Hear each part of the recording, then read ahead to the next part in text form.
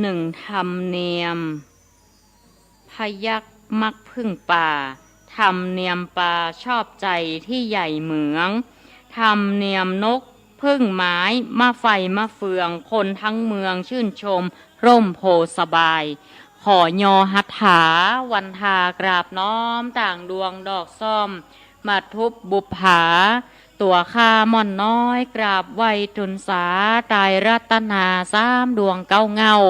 ไหวเจ้าสังฆะครูบาอาจารย์ตนกองวัดงามสั่งสอนม่อนค่าสั่งสอนม่อนค่า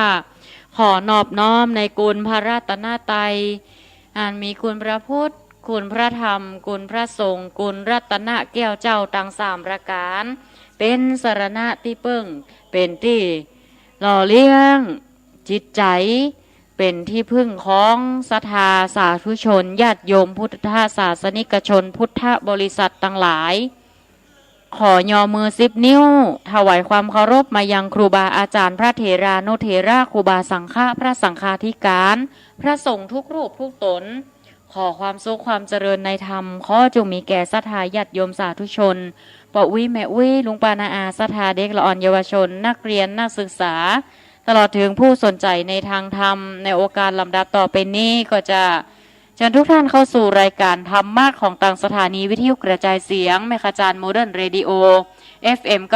94.50 เมกะเฮิรตซ์ทดลองประกอบกิจการในประเภทกิจการทางธุรกิจออกอากาศณอาคารเลขที่103หมู่ที่6บ้านสันมนาตำบลแม่เจดีอำเภอเวียงป่าเป้าจังหวัดเชียงรายในช่วงรายการธรรมะบันเทิงใจทุกๆวันจันทร์และวันอังคารตั้งแต่เวลา 18:10 นาทีจนถึงเวลา 2 ทุ่มโดยมาฟังการบรรยายธรรมะโดยตนตัวตมาภาพพระครูปลัดณัฐพงศ์ทิตวุฒสิริเจ้าอาวาสวัดดอนจันทร์ตำบลเวียงกาหลงอำเภอเวียงป่าเป้าจังหวัดเชียงรายพร้อมผู้ร่วมรายการวันนี้ก็มาครบพร้อมกันนะโรงเรียนปิดเทอมแล้วได้มาอยู่มามาสนทนาธรรมด้วยกันละครับก็ขอสวัสดีมาตามปะอุ้ยไม่อุ้ยเฮานะครับลุงป้าน้าอาเอกละออนเยาวชนทุกท่านนะครับที่ได้ติดตามรายการวิทยุอันมีชื่อรายการว่ารายการธรรมะบันเทิงใจซึ่งจัดในวันจันทร์และวันอังคารของทุกๆอาทิตย์นะครับพบปะในวันนี้นะครับกับพระอาจารย์กับผมนายชินนัยสายใจเป็นกะละเวลาอันเหมาะ โรงเรียนปิดมันผูกเปิดแต่เหมาะครับผูกเปิดละตันอย่างเปิดทำละเนาะตันอย่างเปิดแล้วปิดเทอม1ระยะสั้นๆครับเมื่อได้พักนี่กะมีเวลาอันเหมาะนะครับเนาะกับบาละบาลืมครับจะเอาเข้ามาจัดรายการครับเนาะวันนี้ก็ได้รับแจ้งว่าทางสัญญาณสถานีวัดห้วยตองซักยังปิดปรับปรุงอยู่แฮมบอเมินก็คงจะจัดตามปกติวัดห้วยตองซักอำเภอจอมทองจังหวัดเชียงใหม่ 98.75 เมกะเฮิรตซ์ศรัทธาญาติโยมสามารถแชร์ผ่านเพจของรายการธรรมะบันเทิงใจหรือตังไลน์อัตมาภาพไดเนอร์แชร์ไปให้การฟังแชร์ลงเฟซลงไลน์ก็ขออนุโมทนาบุญไปกันด้วยมาได้ฟังแล้วเนาะครับเนาะเวียงหนองลองโยมแม่สศิธรปามีเปิ้นฟังติดตามว่าเปิ้นฟังตังไลฟ์สดตัง Facebook นี่แหละเนาะก็เป็นช่องทางหนึ่งที่ศรัทธาสามารถติดตามรับฟังกันได้มาโดยตลอดนะง่ายๆเนาะอยู่ที่ไหนก็ฟังกันได้ซึ่งก็ก่อนอื่นนั้นอาตมาภาพขอใช้โอกาสนี้ฝากประชาสัมพันธ์เชิญชวนศรัทธาญาติโยมเฮาทุกท่านได้ร่วมกิจกรรมถือว่าเป็นการขอเจิญน้อมเจิญจากคณะศรัทธาวัดดอนจันทร์ตำบลเวียงกาหลงอำเภอเวียงป่าเป้าจังหวัดเชียงราย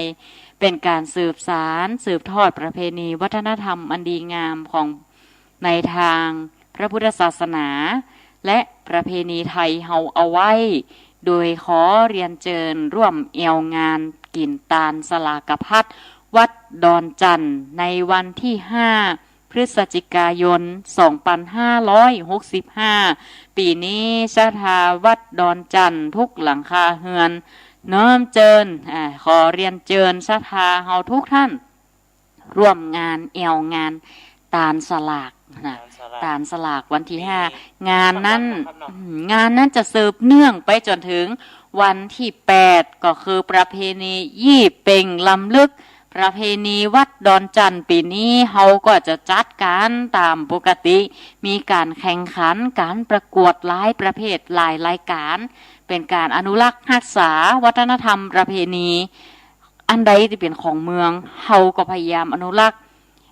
แปลงดีไว้ให้ถูกให้ลูกให้หลานสืบเจนลูกเจนหลานเฮาศรัทธาญาติโยมอันใดที่คนเฒ่าคนแก่เปิ่นปฏิบัติเหตุหอยกันมาเขาก็พยายามที่จะต่อยอดแล้วก็พัฒนาให้มันดีขึ้นโดยในค่ำคืนนี้ก็จะได้เชิญตั้งคณะกรรมการตั้งวัดดอนจันทร์ประชุมกันว่าจะเอากิจกรรมตัวใดพ้องเอาเข้าไปในกิจกรรมประเพณียี่เป็งในปีนี้ให้ศรัทธาญาติโยมบ้านไกลเรือนเคียงนี้มาร่วมกันมาเอวงานตั้งวัดดอนจันทร์พอปีนี้เนาะทุกๆปีก็จัดกันมาโดยตลอดแต่ว่ามันจะอาจจะซาๆน้อยในช่วงของโควิดระบาดในปี2 ปีที่ผ่านมาปีนี้เขาก็สืบทอดกันต่อนะสารโครงการสารเฮ็ดหอยวัฒนธรรมซึ่งวัดดอนจันทร์ก็เป็นชุมชนคุณธรรมขับเคลื่อนด้วยพลังบวรของสำนักงานวัฒนธรรมจังหวัดเชียงรายก็พยายามสร้างผลงานสร้างกิจกรรมให้กับญาติโยมเฮาบ่ใจว่าการศรัทธาวัดดอนจันทร์อย่างเดียวศรัทธามันใกล้เรือนเคียงมาแอวมาร่วมกันแขวนโกมปุจจาโกมมาแอวประเพณียี่เป็งพอกันแห่ควาดตานการกินการตานฟังเทศฟังธรรมตัวนะประเพณียี่เป็งไข่จะตานทำอะไรอย่างเกาะมาฟังกันมาร่วมกันตานทำสลับซับเปลี่ยนกันตัวเจ้าพระเนรภายในวัดบ่ต้องกลัวว่าบ่มีไผเทศบ่ตัวเจ้าวัดดอนจันทร์ปีนี้4 รูปสามเณร5 ตนด้วยกันก็ซับเปลี่ยนหมุนเวียนเตดน้ำเตดธรรมให้กับศรัทธาญาติโยมมีการปล่อยโกมจิบอกไฟดอกยะปูจาตัวมีการทางพัตตีดแล้วก็กิจกรรมหลายอันหลายอย่างนะสลากพัดแหมสลากพัดวันที่5ก็จะมีอย่างศรัทธามาแอวเนอะมาแอวพอก็มีกิจกรรมมากมายด้วยกันนะคือศรัทธาเขาได้ร่วมกันแอวม่วนนั้นสันเล่าแอวที่วัดดอนจันทร์มีอย่างหลายๆอย่างคือกับศรัทธาญาติโยมซึ่งถือว่าเขาได้รักษาอนุรักษ์ประเพณีวัฒนธรรมอันใดที่เพิ่นสืบทอดกันมามันเป็นสิ่งที่ดีละมันดีละหรือว่าเขาจะพัฒนาให้ดีต่อให้เข้ากับยุคกับสมัยเขาก็มีการปรับขึ้นมาก็เพื่อหยังก็เพื่อความกลมเกลียวสมัครสมานสามัคคีในหมู่คณะของชาวพุทธของเฮาตัวดังที่อาตมาภาพได้อ่านกรไปแต่กี้นั่นก็ถือว่าเฮาอยู่ในภูมิประเทศอันควรตัวมีข้าวปลาอาหารอุดมสมบูรณ์มีประเพณีวัฒนธรรมที่ดีมีนักปราชญ์ที่เปิ่นได้ช่วยกันสืบทอดวัฒนธรรมที่ดีงามแล้วก็มีครูบาอาจารย์เผยแผ่ธรรมะธรรมะสืบทอดพระพุทธศาสนาตั้งแต่โบราณกาลมาสืบทอดมาจนปัจจุบันมีศาสนทายาทบ้านวัดโรงเรียนก็กลมเกลียวเป็นอันเดียวอันเดียวกันขับเคลื่อนไปพร้อมๆกันดังธรรมะตีขึ้นต้นว่า1ธรรมเนียมพยัคฆ์มักพึ่งป่า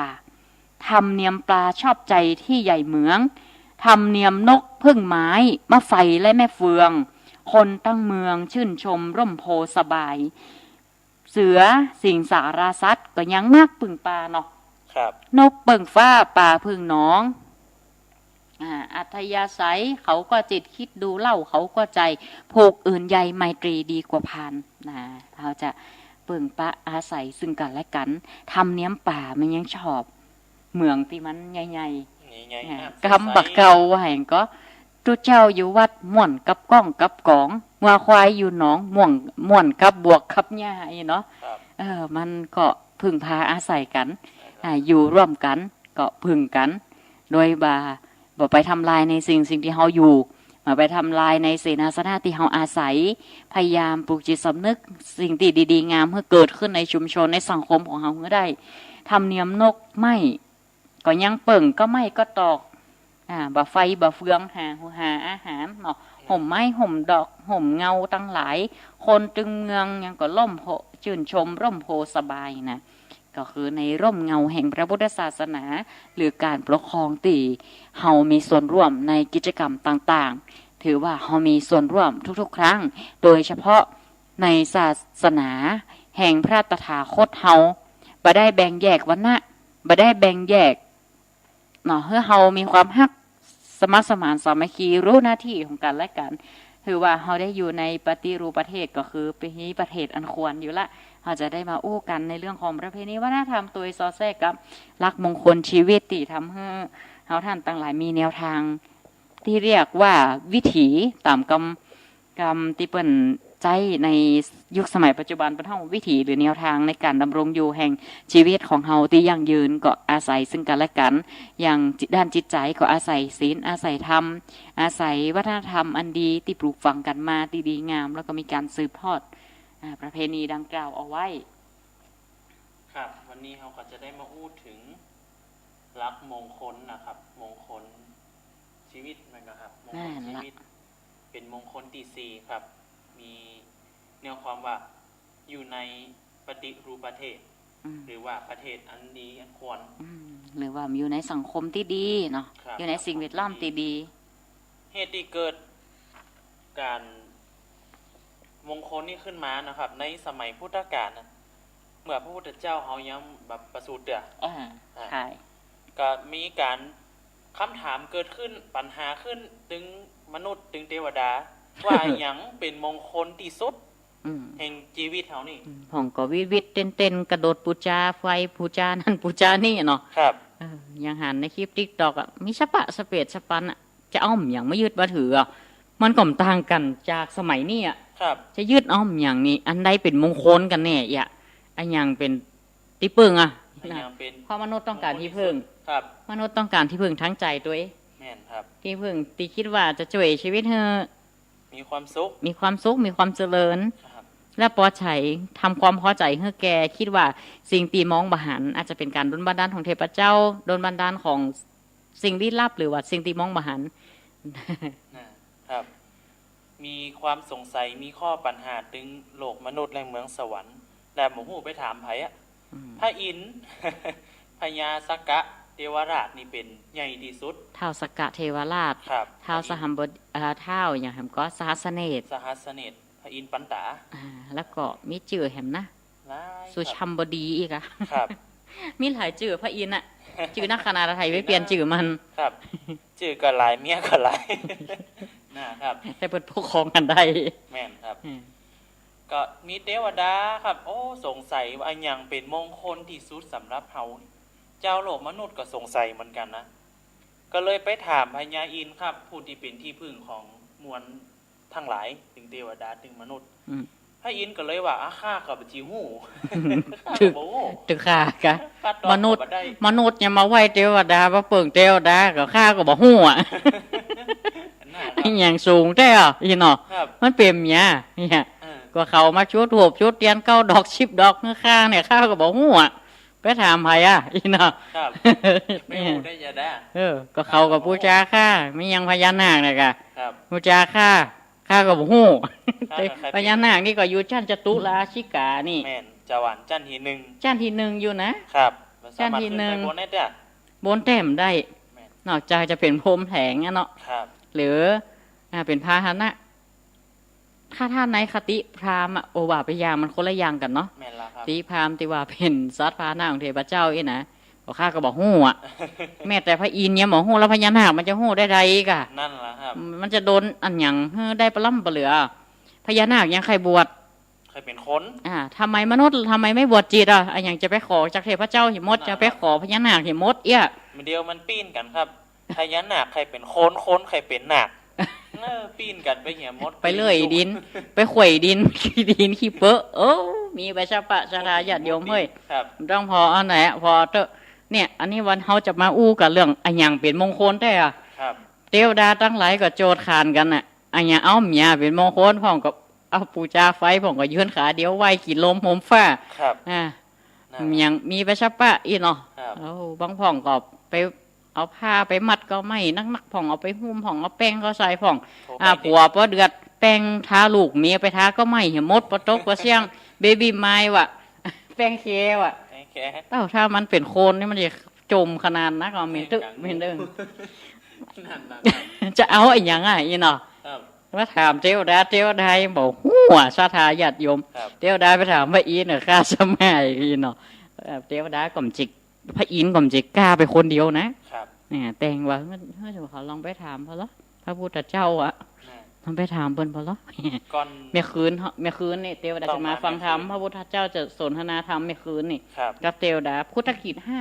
ครับ พุทธกิจตอนเจ้ารู้คายพยานว่าเมื่อเจ้าเจ้าเนี่ยไข่สมควรที่จะโปรดไผ่จะเข้าในคายพยาน เข้าคายว่าจะได้บรรลุธรรมหรือว่าจะได้ไปโปรดไผ่พ่องที่ได้ทำคุณงามความดีมาไหวแต่เดิมแม่ทีอ่ะสมควรที่จะได้ไปโปรดพ่อง ครับ แล้วก็จะออกบิณฑบาตแล้วก็ไปโปรดคนนั่นโปรดแล้วก็ปิกมาอบรมสั่งสอนประชาชนแล้วก็หมู่กษัตริย์ตั้งหลายเพิ่นก็แบ่งเวลาพระอานนท์มันก็จัดเป็น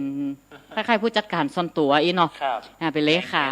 แบ่งเวลานั่นกษัตริย์คนนั้นจะมาเฝ้าเนื้อพระพุทธองค์ อันนี้จะนี่คนนั้นโอ้พระอานนท์นี่ก่อนกิจนัก คิด เนาะ หนักครับ กิจพระอานนท์นี่เยอะเหลือเกิน พอๆกับพระพุทธเจ้าเลย เป็นพุทธอุปถากเนาะโอ้จัดอินดูอะพระอานนท์นะถ้าใครไปพอเรื่องพุทธประวัตินี่นะพระพุทธเจ้าศาสดาโลกนะอินดูพระอานนท์ อา ค่ะ นนท์ ใครก็อานนท์นั่นน่ะ ครับไปทางใดกับอานนท์นะครับ ใต้ใช่ก็ค่าว่าก็ค่ามันก็ค่าแต่ว่าเปิ้นเต็มใจ เต็มใจที่สุด เต็มใจบ่ได้บังคับ ครับ แต่มันขอพรว่าบดีให้ถวายอาหารอันปานนี้บดีให้อยู่กุฏิเดียวกับพระพุทธเจ้า อย่าให้ไปติกิจนิมนต์ติพระพุทธเจ้าไป แล้วก็8ข้อด้วยกันเปิ้นห้องพร8ประการเปิ้นมีนัยยะว่า ครับ แม้แต่ว่าพุทธเจ้าไปโปรดไผ่แสดงธรรมแก่ไขถ้าพระอานนท์บ่ได้ไปตัวขอพระพุทธเจ้าปิกมาแสดงธรรมก็เพื่อเมียงก็เพื่อป้องกันตัวเปิดและพระพุทธองค์ตัวเพื่อว่าจะมีใครมาติชินินทาว่าพระอานนท์เนี่ยหันแก่ลาบสักการะพระพุทธเจ้าฮักลำไปอย่างนี้ไปก็อย่า ครับ ถึงให้พระอานนท์ถึงให้ไปติดตามไปตัวตลอด หรือว่าอย่าประทานอย่าให้โยกติเดียวกันพ่องอย่าให้แบบพระอานนท์ไปในที่ตีดาบสักการะไปตัวพระพุทธเจ้าอย่ากินนิมนต์เดียวอย่างเงี้ยแล้วก็ตลอดถึงว่าเวลาพระพุทธเจ้าติปิกไปไหนรับตาก็ขอพระพุทธองค์เนี่ยทรงปิกมาก่อนเดียวเพื่อป้องกันว่าอ้าวเป็นแผวพูดอุปถากเป็นแผวลานอ่ะพระพุทธเจ้าเตะเพื่อไผ่ฟังอย่างยังได้ถามอย่างผู้เรื่องเลยกะเพื่อป้องกันคอลหาเนี่ยพระพุทธองค์ก็มีกิจของเปิ่นอยู่5ประการด้วยกัน5เวลาด้วยกันแหมไม่แรงมากก็ประชุมสงฆ์เนาะบรรยายเทศนาดึกมาก็นะคะหมู่เทวดาลงมาแล้วก็เทวดาทั้งหลายก็มาละว่าเวบมาละมากันในถ้ำกลางห้านเต็มอดเอาถ้าเป็นคนในวัดโตเพราะว่าเทวดาเป็นนามมองบาดเจ็บกายเนื้อหรอเป็นกายละเอียดแหละกายติบซ่อนยังได้ก็ได้อะเหมือนบ้านผีปอบองค์ใบเดียวเองชุกกันผู้กี่คนเนาะ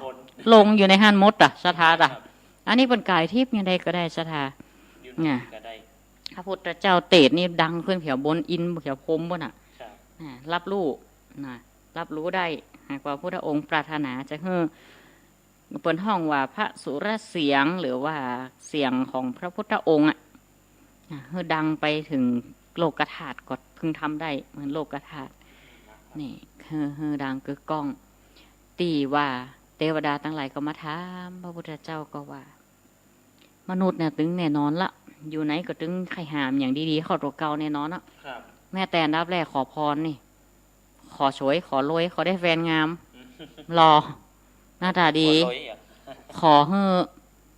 สุขภาพแข็งแรงอีเนาะอันนี้ยังโอเคอยู่ขอบางครั้งขอบางทีกลายเป็นเพิ่มภพเพิ่มจาดให้ตัวเก่าไปในโดยปริยายก็ได้ขอจัดหน้าเนี่ยเหมือนกับว่าขอให้เฮามีศีลหากว่าเฮาย่ำได้บรรลุธรรมหรือธรรมขั้นไหนขอให้เฮามีศีลเฮามีธรรมขอให้เฮามีปัญญาเอาไว้ก่อนสุขภาพแข็งแรงเอาไว้ก่อนถ้ายังบ่ได้ปัจจุบันชาติขอให้เฮามีสุขภาพดีๆและบุญที่เฮาทำย่อมส่งผลให้เฮาเองนี่ต้องขอเหมือนเงาตามตัวอยู่ละบุญกุศลตึงดีตึงชั่วติดตามเฮาไปอยู่ละพระพุทธองค์ทรงเทศน์ให้ฟังเหตุเกิดลักมงคล38ที่เวลาตุเจ้าไปขึ้นเห็นใหม่พระสงฆ์ไปทำบุญบ้านหรือเจริญพุทธมนต์เมื่อใดเนี่ยจะมีการจุดเทียนน้ำมนต์นั่นแหละคือมงคลชีวิต38ประการแล้วก็อยู่ในภูมิประเทศนั้นควันก็อยู่หนึ่งในห้านเป็นหลักธรรมในการปฏิบัติตนทั้งนั้นอ่ะสถาให้อยู่ในศีลในธรรมทั้งนั้นอ่ะบ่ได้เอาอย่างมาเป็นมงคลเป็นวัตถุมาถือมาห้อยเลยอันนี้เปิ่นให้อยู่ที่เฮาปฏิบัติเองทั้งหมด ว่าเขาจะไปอยู่ในสิ่งแวดล้อมตัดใดเขาคบคนเช่นไรก็ย่อมเป็นคนจะอั้นเนาะแล้วก็ควรที่จะเว้นจากคนพาลเนี่ยเป็นการพัฒนาตนในขั้งแรกเตรียมตัวเก่าเป็นการเตรียมตัวเก่าทำสำหรับเตรียมตนแล้วก็ทำสำหรับพัฒนาตัวเก่าแล้วก็ทำสำหรับที่จะเฮาเนี่ยเข้าหาธรรมะได้จะได้เหตุนี้ก็มโนตึงแน่นอนละอยากจะหาอย่างดีๆแม้แต่จื่อก็ขยักได้จื่อดีๆจื่อบางงามก็ไปเปลี่ยนไปอย่างกันก็ว่ากันไปมนุษย์เป็นสัตว์มีความคิดนี่มีปัญญานี่ชอบใฝ่หาความรู้ในสิ่งต่างๆที่สงสัย ที่สงสัยตลอดอันศาสนาจะเกิดบ่ได้หากมนุษย์บ่เกิดความสงสัยครับเทวดาฟ้าดินเกิดขึ้นใดฟ้าแม่ฟ้าห้องเกิดขึ้นบันดาอย่างใดเป็นโดนบันดาลเทพเจ้ากายอย่างกะเลยเกิดที่ปึ่งต้องการหาไอ้อย่างที่มาปึ่งมาอาศัยมาปิงเลยเกิดรักศาสนาเกิดคำสอนอย่างขึ้นมารวมทั้งความรู้ในเรื่องชีวิตมนุษย์เกิดขึ้นก็ดำเนินชีวิตมีจุดหมายปลายทางแต่ของตัวเองยังก็มีลัทธิขึ้นมาเกิดศาสนาขึ้นมามีลักดำเนินชีวิตอีหรอกก็ป้าโปรดในธรรมคำสอนในศาสนาพ่องเช่นประเพณีแต่ละท้องที่ก็บ่เหมือนกันบางทีก็เป้าหมายเหมือนกันแต่ปฏิบัติคนละอย่างเช่นการต้านเปตาพีเนาะรูปแบบเหมือนกันแต่เจตนาจุดหมายเดียวกันต้านหาบรรพบุรุษที่ล่วงลับพระศาสนามีอิทธิพลกับคนเฮาทางสอนในเรื่องของชีวิตที่มีเป้าหมายจะว่าเกิดมาหมอมีเป้าหมายมีทิศทางเหมือนคนบังคับเรือแล่นเรือไปในกลางทะเลไปเลยบอกหัวจะไปตัดใดแต่เมื่อเฮามีศาสนาเฮามีหลักคำสอนให้เฮาปฏิบัติอยู่ด้วยกันก็ควรที่จะอย่างน้อยก็มีพื้นฐานศีล5อยู่ด้วยกันนะถ้าบ่ได้บวชบ่ได้นี่ออกบวชก็เป็นฆราวาสครองเรือนก็มีฆราวาสธรรมมีศีลมีจาคะมีการสัมมาอาชีพมีเสมอต้นเสมอปลายเป็นต้นชะตาเฮายุคที่มนุษย์มีความเจริญด้านปัญญาขึ้นมาศาสนาก็เกิดขึ้นพระพุทธศาสนาก็เป็นศาสนาหนึ่งที่ชี้ความเป็นมาของชีวิตไว้อย่างละเอียดตัวสอนว่าชีวิตแยกเป็นนามกับรูปแล้วก็ประกอบด้วยธาตุสี่ว่าเป็นสิ่งที่เรียกว่ามนุษย์นั้นเป็นเครื่องยนต์กลไกที่เคลื่อนไหวตามธรรมชาติเป็นสรีระยนต์มีส่วนประกอบคือนามกับรูปแยกประกอบกันออกแล้วถ้าแยกออกมาแต่ก็มีอย่างเมื่อมองชีวิตเป็นสรีระยนต์เนาะก็คือขับเคลื่อนสมองความคิดไอ้ยังสมองจิตใจสร้างการนะถ้ามันสร้างมันก็ไปมันเกลือใจไปแต่น้ำลูบแข่งขาไปมันได้มันละยกไปด้วยใจมันได้ละใจนี่ถ้าไปเตื้อกลางคานเอื้ออำนวยนั่นคือมันมีอย่างเลยนะเป็นลักธรรมะที่พระพุทธเจ้าสอนแล้วก็ทรงให้ลักมงคลสูตรซึ่งเป็นเหตุที่พระพุทธองค์ทรงตัดถึงเรื่องนี้เอาไว้โดยปกติปรากฏการเกิดขึ้นก็มักเกิดขึ้นซ้ำตัวบางอย่างเกิดขึ้นก็ชั่วครั้งชั่วคราวบางอย่างเกิดขึ้นซ้ำซากจำเจฉากเก่าๆเรื่องเล่าเดิมๆก็มักจะทำให้ได้ปะได้หันอยู่เสมอโดยเหตุมนุษย์ยังวนเวียนและวังวนความปรารถนาตัวเก่าปรารถนาให้สิ่งทั้งปวงนั้นเป็นไปตามที่ตนต้องการซึ่งก่อมพ้นจากความอยากจะให้ตัวเก่านั้นมีความสุขความสมบูรณ์อยู่รอดปลอดภัยขอได้ปะแต่สิ่งดีงามในยุคที่บ่มีใครมีความรู้ทางด้านวิทยาศาสตร์สมัยอยู่กับความเชื่อและความหวาดกลัวกว่าสิ่งที่ปะซึ่งบ่ฮู้ว่าที่มามันคือหยังเนาะฟ้าห้องแดงใดแผ่นดินไหวมาแดงใดเฮ้าพญานาคฟื้นตัวเฮก้าเพื่อป้องกันความหวาดกลัวไว้หาวิธีสร้างความสัมพันธ์กับสิ่งที่ฮู้ขึ้นมาปั้นเป็นตัวเป็นองค์ปั้นเป็นเทพเจ้าขึ้นมาดินกะแม่ตัวนี้เห็นเลยเป็นพญานาคเห็นเลยน้ำกะก็มีแม่คงคาขึ้นมาเห็นเลยแล้วเส้นสวงวิงวอนแม่ถึงในปัจจุบันที่เก่ากันว่ามนุษย์พัฒนาวัตถุไปตามได้มากขนาดในบ้านเฮานี่ภาคเหนือก่อนพุทธศาสนาจะมาเผยแพร่นี่ลัทธิผีนี่มีอิทธิพลเห็นก็ผีมดอะสถาผีสางนางไม่มีทุกยอมยามีทุกตีแม้แต่โลกจะเจริญเข้าหน้า 5G ก็ตามมีทุกที่ประเดี๋ยวก็ยังมีอยู่นะนับถือศาสนาผีแต่ก็ยังเกิงพูดก็มีครับเครื่องก็มีแต่เขาก็ต้องแยกให้ออกเนาะแต่พระพุทธศาสนาเขาไม่ได้ปฏิเสธได้กล่าวถึงว่าผีนั่นกะจะว่ามีก็มีจะว่ามีก็มีก็คืออย่างพระพุทธศาสนาสอนเรื่องภพภูมิทำดีได้ดีทำชั่วได้ชั่ว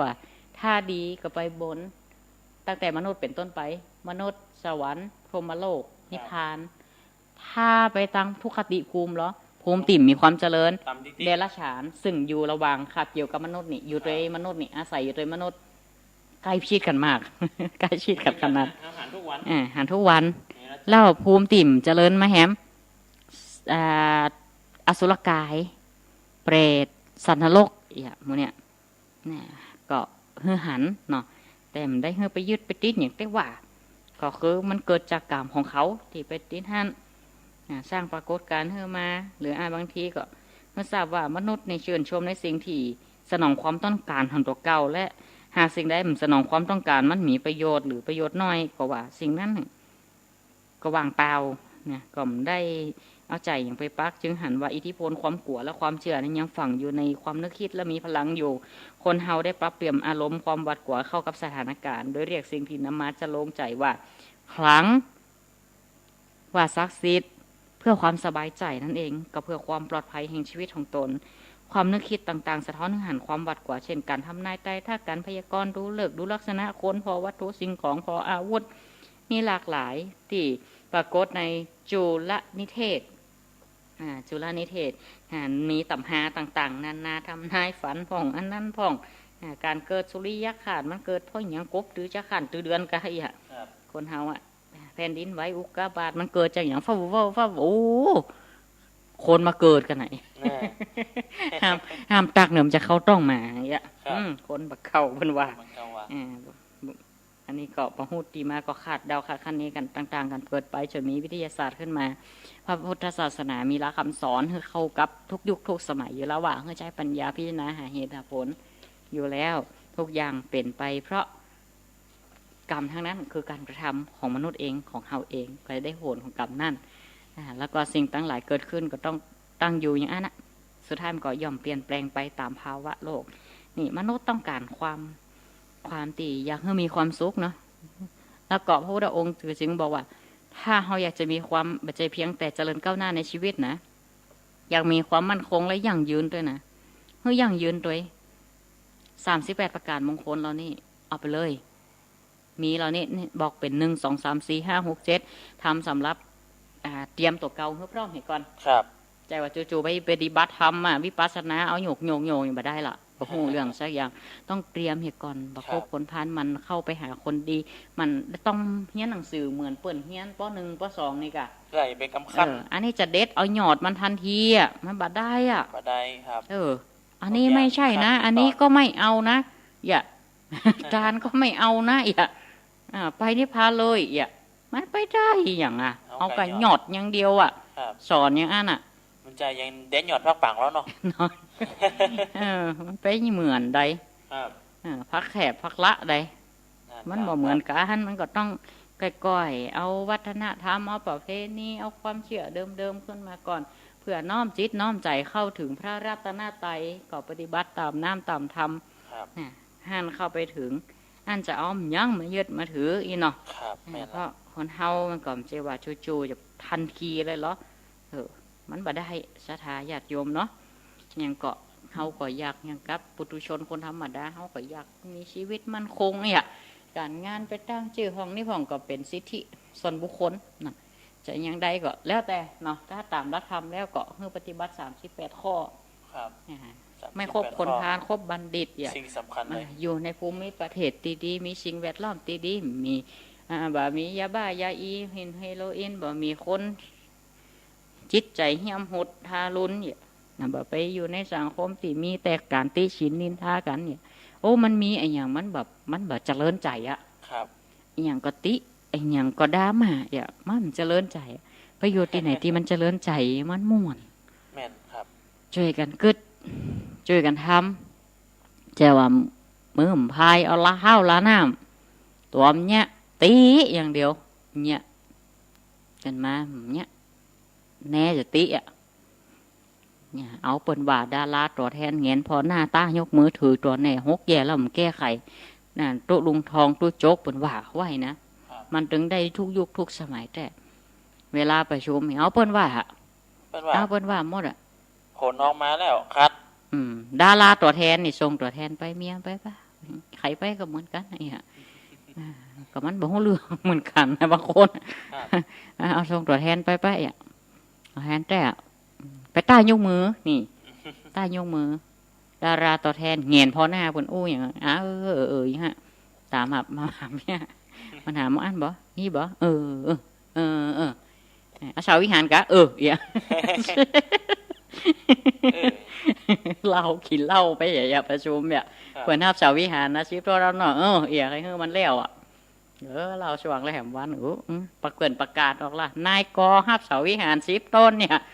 ไปได้ห้ามยำใดเอียเนี่ยดาราตัวแทนผลแห่งดาราตัวแทนนะเห็นเพราะหน้าใต้ยกมือนะถือตัวแน่นี่ฮกแย่ล่ำแก้ไขนี่ยุ่งอยู่สังคมใดบ้านใดนี่ยุ่งขนาดหมูเตนี่หมูเตมาทำรถเตจะไปกับเด็ดยอดไม่ลุ้นจะไปสรุปกันหน้างานเวลามีการมีงานก็ต้องมาดูต้องมาช่วยต้องมาหนุนเสริมมันถึงจะไปกันได้ว่าบ้านใดเมืองใดก็ตามเนาะสถาญาติโยมเฮาบอลลงใดมันจะบักคันนี่กัน อันนี้กำได้ยินกำคนเราคนแก่เปิ้นว่านะดูบอลลงใดมันจะบักคันอย่าครูบาอาจารย์เปิ้นสอนเหรอเวลาเขาอยู่ก็พยายามไปตามน้ำทำเตอะน้ำเปียงไหนดอกบัวเปียงอันเนี่ยแม่ครับแม่ก็ตามน้ำตามทำเขาไปแรกก็ดีเหี้ยแต่เนาะเปิ้นว่ามันจะปรุงใดมันจะบักคันพ่องแต่ว่าเขาก็อย่างใดคือหันอย่างใดคือมันเกิดขึ้นเนี่ยการอยู่ในภูมิประเทศอันควรนี่มันดีขนาดนะถ้าได้อยู่ในสิ่งแวดล้อมที่ดีนี่นะมีจนผู้ไล่ชุกชุมนี่นะเท่ามันม่วนในลักมงคลที่สี่นะครับการอยู่ในภูมิประเทศอันควรปฏิรูปประเทศมีความหมายว่าประเทศครับหรือถิ่นที่เหมาะสมหรือว่าสมควรที่จะอยู่อาศัยเปิ่งป้าอาศัยมีนักปราชญ์มีนักบวชมีผู้ที่มีความรู้ความสามารถที่ดีอยู่ในปฏิรูปประเทศนั่นนะครับ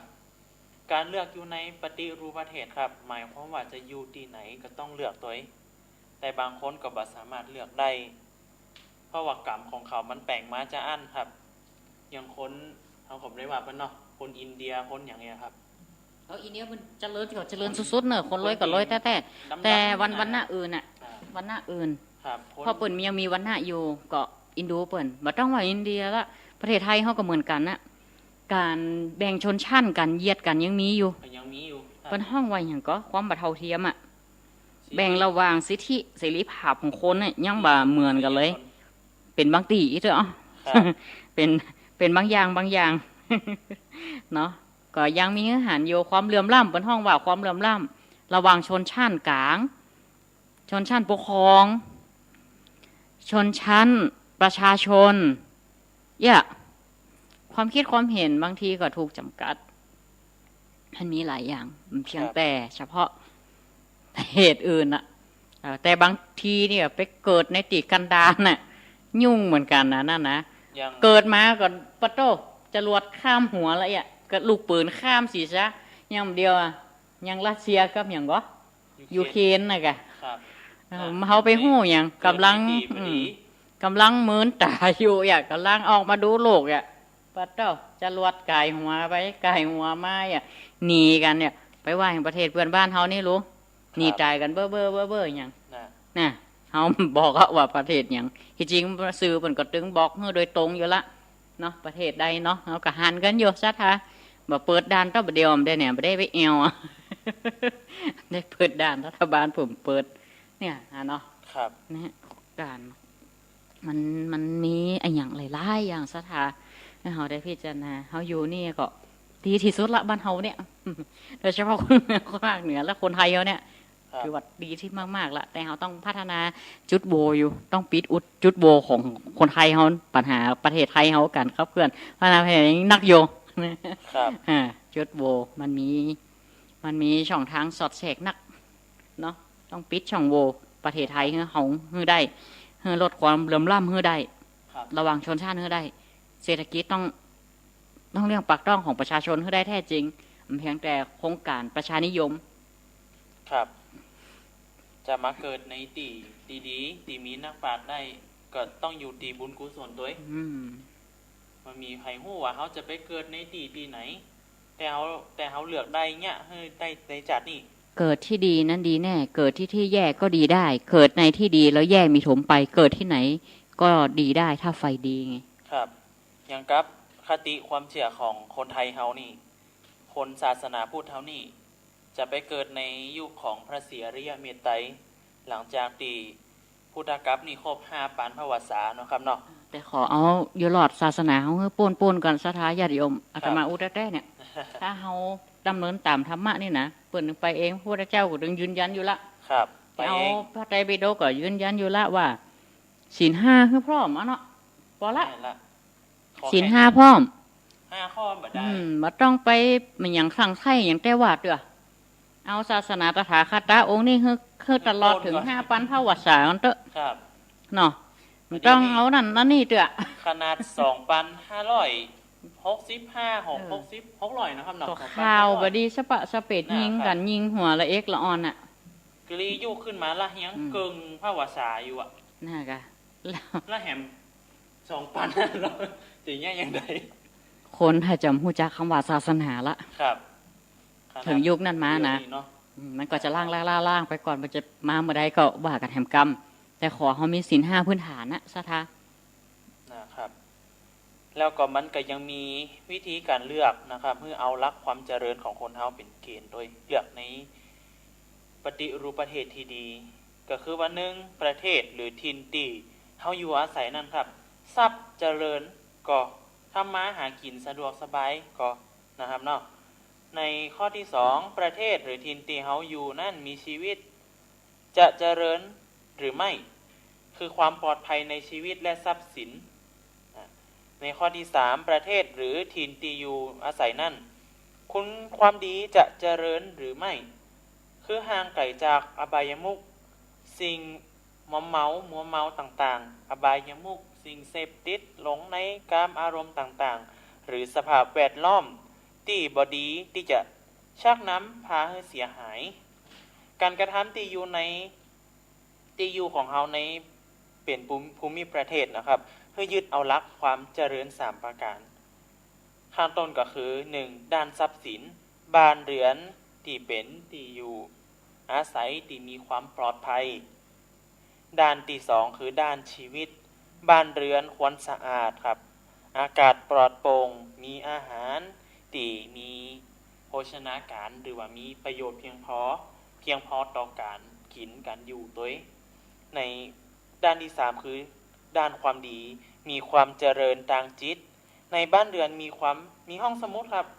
มีหนังสือดีๆรูปภาพที่เหมาะสมและโต๊ะหมู่บูชาสำหรับสวดมนต์อันนี้ก็คือว่าเป็นด้านดีๆเหมือนกระสอนมีในบ้านหลังหนึ่งเนี่ยครับควรจะมีอย่างแต่บัจจัยว่ามีอย่างโต๊ะหมู่บูชาอย่างครับไม่ได้ ความจำเป็น ยึดลักวัตถุมากเกินไป ใช่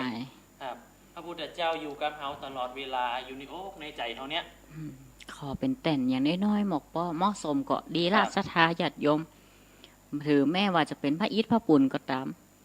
เขาต้องไหว้พระทะลุพระตัวเอง ครับ ใจไหว้พระหันกระปูน เล็กกาปูนที่ดิน อันนั้นใจถือว่ามาหันเตือ ครับ แต่ว่าผู้ใดเห็นธรรมผู้นั้นเห็นเรา ก็คือเอาลักปฏิบัติโดยเขาจะเข้าใจจริยวัตรของพระพุทธองค์เขาจะเข้าใจลักปฏิบัติปฏิบัติแล้วได้ผลแบบนี้เนอะจริงก็การทำสมาธิภาวนาตั้งแต่สมถะทำเพื่อจิตใจเอาสงบถ้าประโยชน์ของการแบบไปโคตรไข่เหรอแบบไปโลภแบบอยากได้นักล่ำไปเกินความจำเป็นของเขาเหรอแบบไปหลงแบบไร้สาระไปถือมงคลตื่นข่าวล่ำไปเหรอผลจะเกิดขึ้นกับชีวิตเขาจะได้พ่องมันก็จะหู้เองเขาจะได้เข้าใจธรรมเมื่อเขาเข้าใจธรรมก็เหมือนเขาเข้าใจพระพุทธเจ้าเขาเริ่มหันพระพุทธองค์ละ ครับ เป็นเช่นนั้นถึงแม้ว่าจะปรินิพพานไปแล้วแต่ว่าพระธรรมน่ะ พระธรรม ยังอยู่ แทน ก็เปรียบเสมือนว่าถ้าหันธรรมก็เหมือนหันพระตถาคต พระสาคต เฮา ครับ เนี่ยสถาญาติโยมเพราะว่ารูปนั้นเปิ่นแบบมีละเนาะจ จิตเปิ่นปรินิพพานละต้องใครไปค้นหาหน้าพระพุทธเจ้าเป็นยังไงมี ไม่มีนะคนวิจัยนะเอาวิจัยสปะเอาพระพุทธรูปทั่วเขตทั่วโลกเนี่ยเอามาเปรียบมาเทียบกันมาอย่างกันขนาดในสมัยของอย่างก็พระเจ้าอโศกมหาราชตีบุปโคตปราบมาเนี่ยพญามารในละเมศเป็นพระเจ้ามุน่ะยังหลงขนาดเป็นถึงอภิญญายังหลงแล้วพญาภาษาอย่างมนุษย์ธรรมดาหลงไปไหวตู้ปิติกะล่ำไปกะแต่ถ้าเป็นพระอรหันต์นี่มีแล้วไงมีละตาเต้า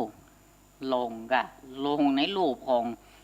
พญามารถึงบอกแล้วบัดดีไวเนอะอีเนาะอ่ะต่อพาแหลงมาป๊อบอย่างน่าจะไปค้นหาอย่าไปค้นหาอย่างใดแฮมซึ่งชาติแรกที่สร้างพระพุทธรูปคือพระเจ้าอเล็กซานเดอร์มหาราชก็หาก็อโศกน่ะแบบคันธาราชแต่แนวฝรั่งน่าจะเอาฝรั่งมันซะท่าที่มีผมเป็นลอนส่วนมากแต่ละโรงเรียนอ่ะเพิ่นจะมีสำนักอย่างพ่อเพิ่นจะมอบเพื่อโรงเรียนทุกโรงเรียนอ่ะลักษณะจะเป็นจะตีเส้นผมแบบเป็นมวยเป็นอย่างเรียบร้อยหน้าฝรั่งนั่นนะมีเลี้ยวจีวรจีวรจะเป็นเลี้ยวมันจะเหมือนผ้าสิ่งหนึ่งสิ่งสองสิ่งสามเขานะแต่ว่านะเป็นการสร้างพุทธรูปแรกๆแต่เพิ่นว่าพระไม้จันทร์สมัยพระเจ้าอย่างไงที่พิสารก็แต่พระเจ้าก็บ่ยางต่อได้นักอีนะก็เลยบ่ค่อยมีการสร้างขึ้นมาละในยุคนั้นในสมัยพุทธกาลแล้วก็เดิมทีนี่หลังจากพระเจ้าปรินิพพานก็เอาสัญลักษณ์แดนเป็นต้นโพกาเป็นรูปธรรมจักรกาหรือธรรมจักรรูปพวงมอบเป็นต้นไม้สำคัญยะชะทาเป็นเสาอโศกไม้ไหว้เป็นห้อยพระบาทนี่สำคัญนะ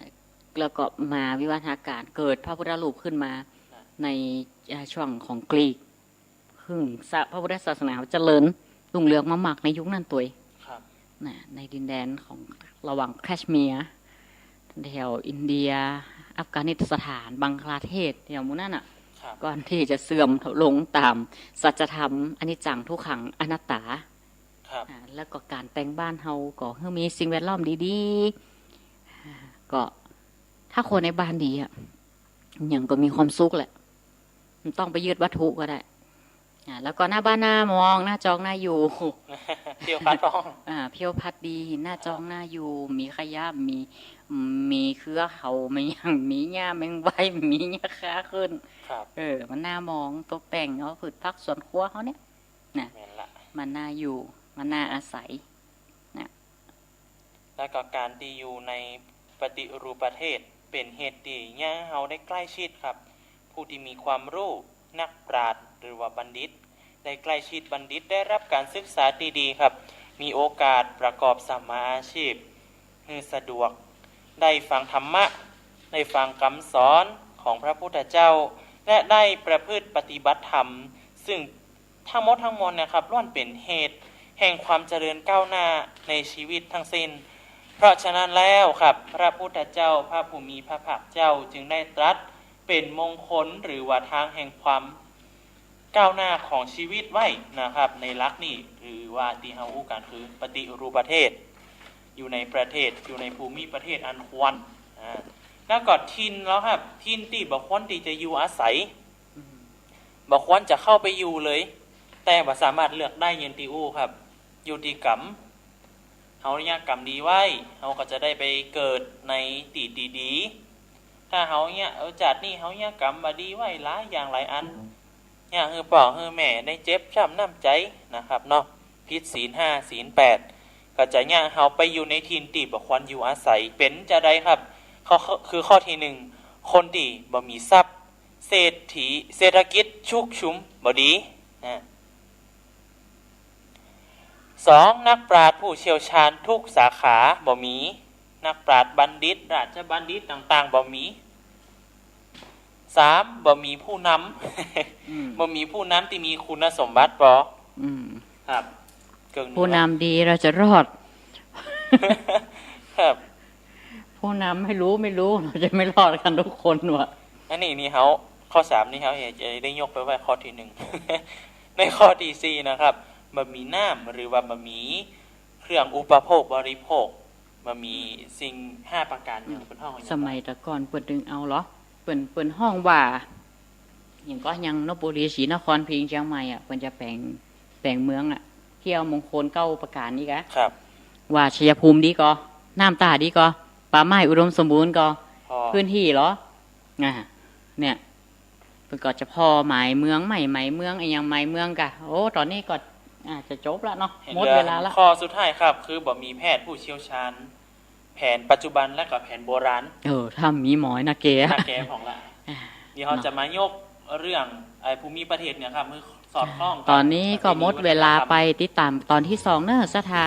ก็เวลา 19:30 นาทีพร้อมกับภาพสายหน้าไม้สนทนาธรรมะกับสดาญาติโยมเฮาที่สดับรับฟังอยู่ ขออนุโมทนาทุกท่านที่ติดตามรับฟังมาแต่ต้นรายการ ก็ขอภาคเบรกรายการไว้เพียงตัวนี้ก็ขอเจริญพร สวัสดีครับ